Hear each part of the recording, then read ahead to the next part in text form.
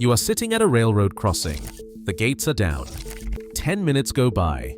Then 20. You curse the 3 miles long wall of steel blocking your path. You think the system is broken. You are wrong. They built them 3 miles long, the mega train logistics that crushed global freight. What you are looking at is not a traffic jam. It is a weapon of mass logistics. It is the reason American industry dominates the global supply chain. While other countries run tiny trains, the United States decided to push the absolute physical limits of forged steel. But making a train this massive creates a terrifying physics problem. If a train gets too long, the steel couplers snap. The air brakes fail. The train literally rips itself apart. How do two men control a 15,000-foot moving earthquake without destroying it? 15,000 feet of steel and cargo grind past your windshield, car after car, until you lose count. The ground vibrates, your coffee quivers. You reach for your phone, tempted to time the parade, but the numbers would only frustrate you. What looks like a rolling blockade is, in fact, a 3-mile-long artery of American industry.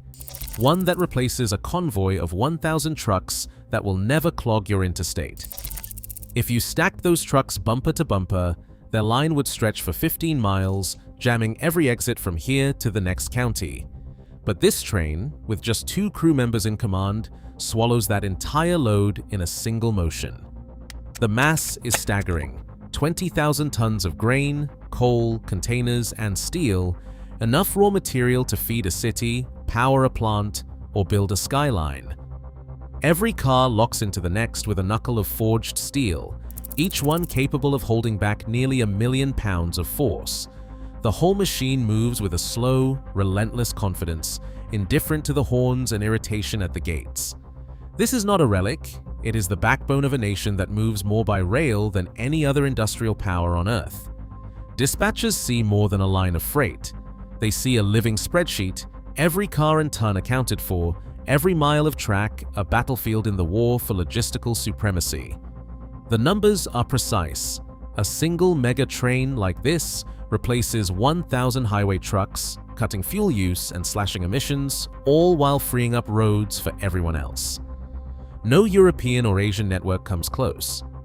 Shorter sidings, weaker couplers, and a philosophy built for passengers, not power, limit their trains to a fraction of this scale.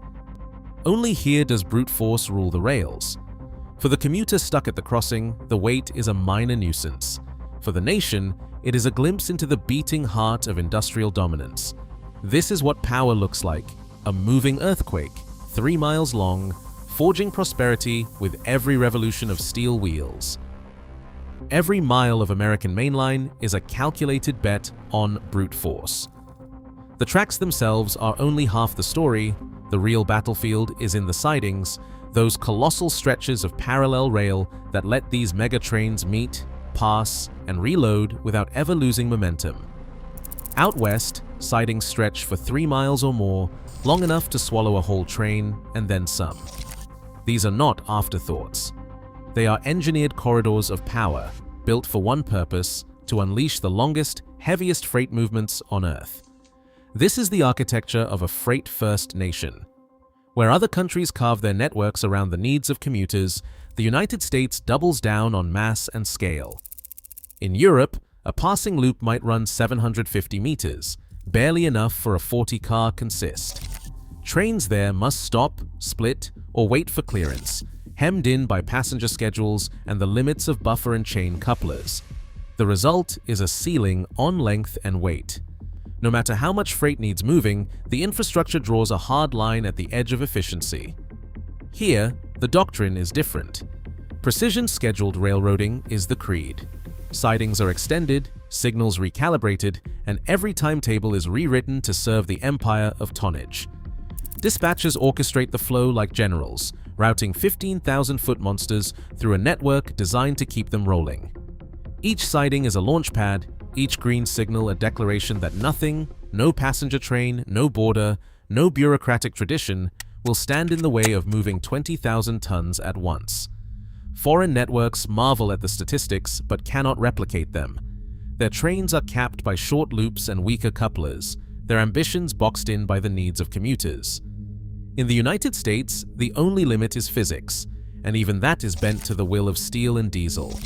This is the strategic advantage, a continent-spanning supply chain that moves mountains by the mile, not by the pallet.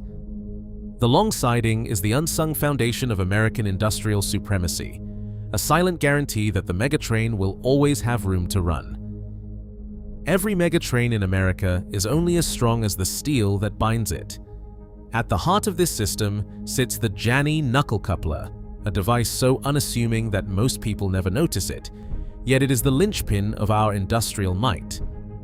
Each knuckle is a sculpted claw of high-strength steel, forged and heat-treated to withstand forces that would tear lesser hardware in two.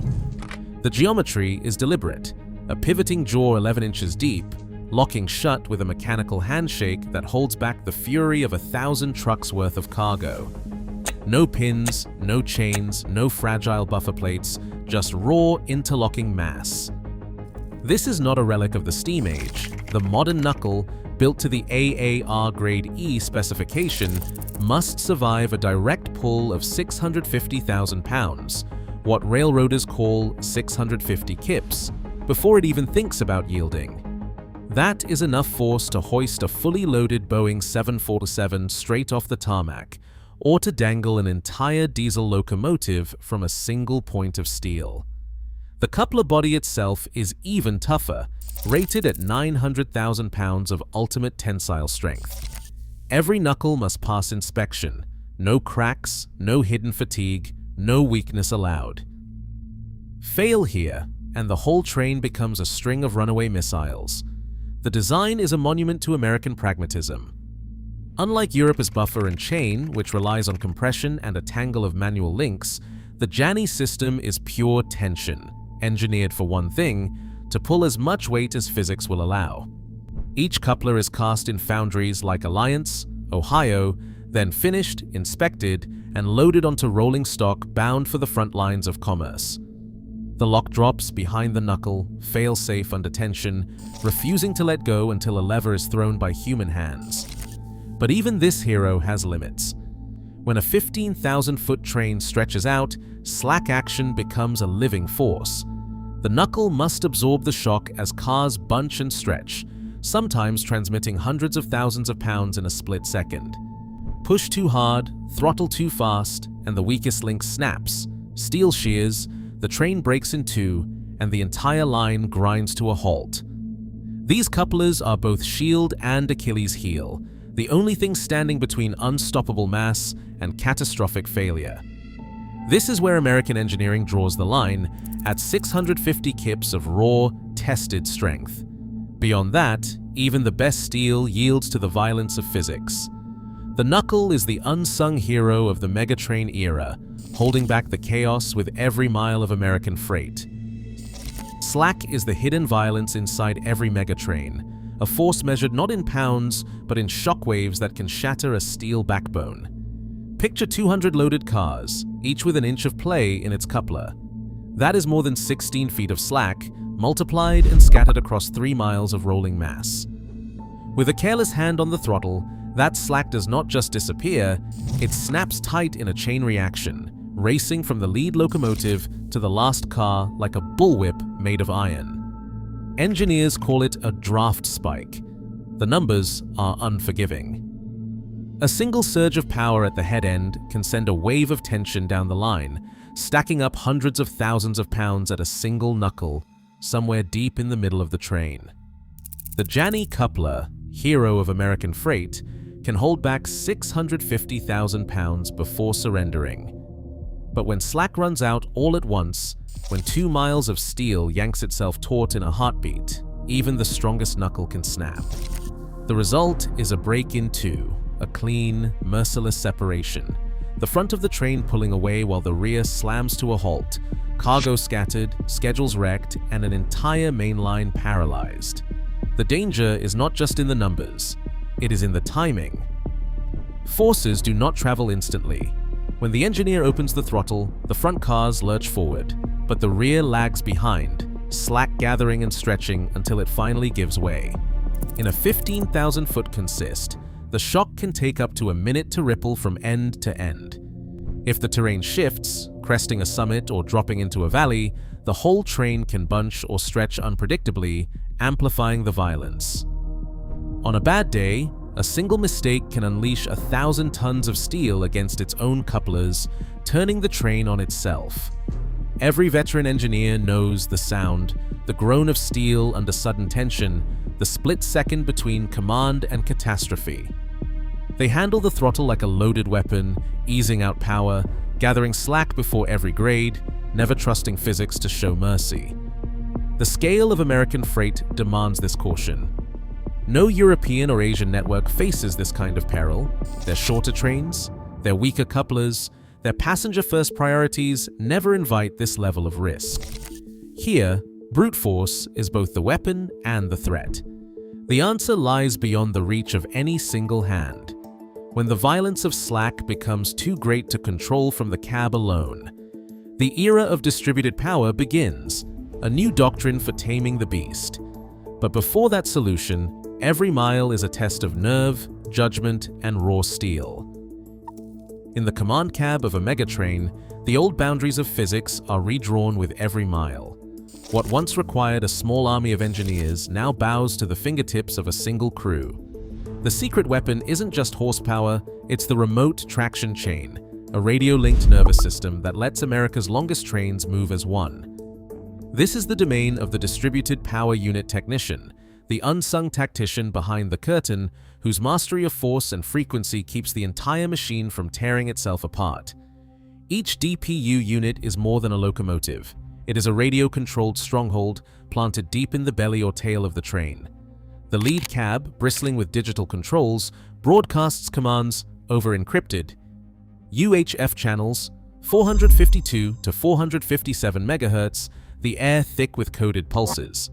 Every throttle notch, every brake application is translated into a radio signal and hurled down the line, reaching the mid-train and rear DPU units in under a quarter of a second. The system is called Locotrol, a protocol so robust that it shrugs off interference from weather, terrain, or even the steel canyon of the train itself. This is not just convenience, it is survival. Without mid-train power, a 15,000-foot consist becomes a tug-of-war between the head end and the trailing cars, each movement amplifying slack until the couplers scream for mercy. But with DPU units, force is injected exactly where it is needed. The technician calibrates each unit's output so that no knuckle bears more than its share, a 40% reduction in peak draft force, measured and verified by telemetry. The numbers are stark. A train that once risked 650,000 pounds of tension at a single coupler now spreads the load across miles, transforming chaos into controlled momentum. The cost of this resilience is not small. Each DPU unit, a rolling fortress of steel and silicon, runs up to $5 million to build and deploy.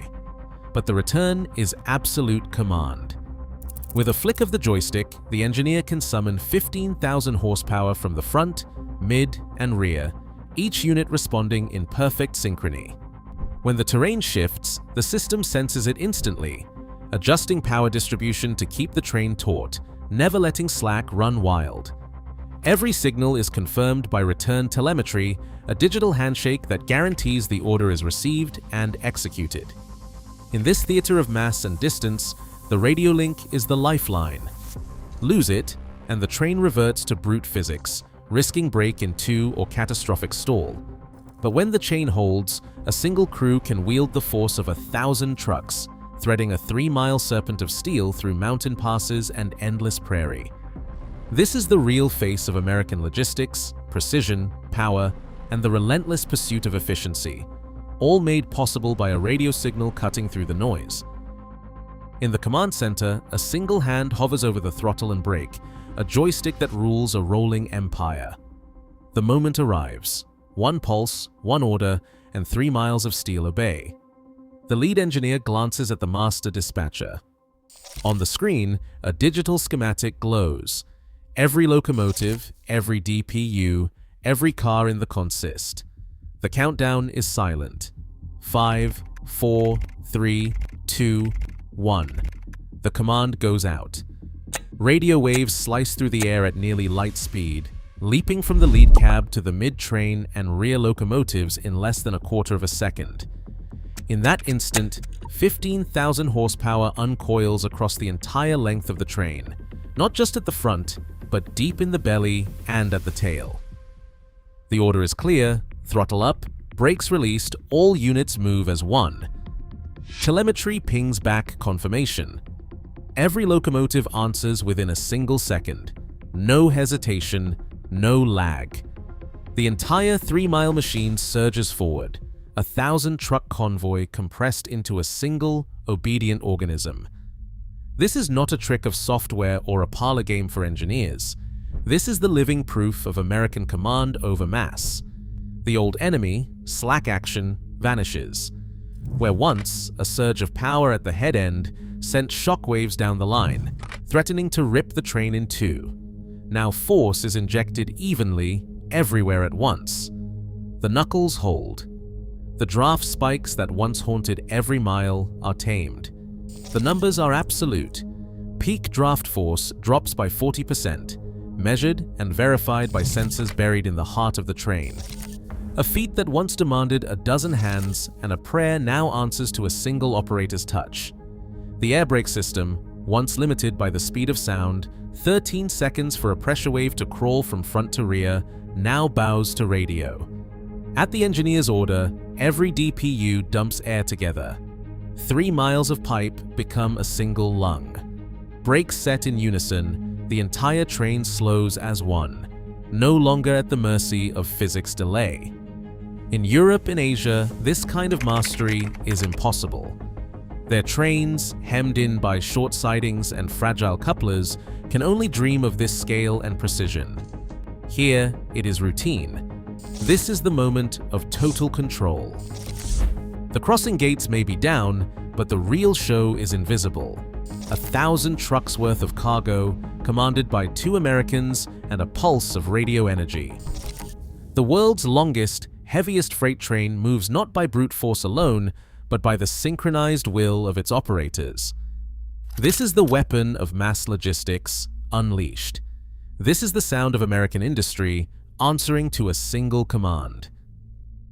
Tonight, as 20,000 tons of American steel roll through the darkness, every knuckle coupler and synchronized locomotive broadcasts a simple truth: industrial might still decide the fate of nations.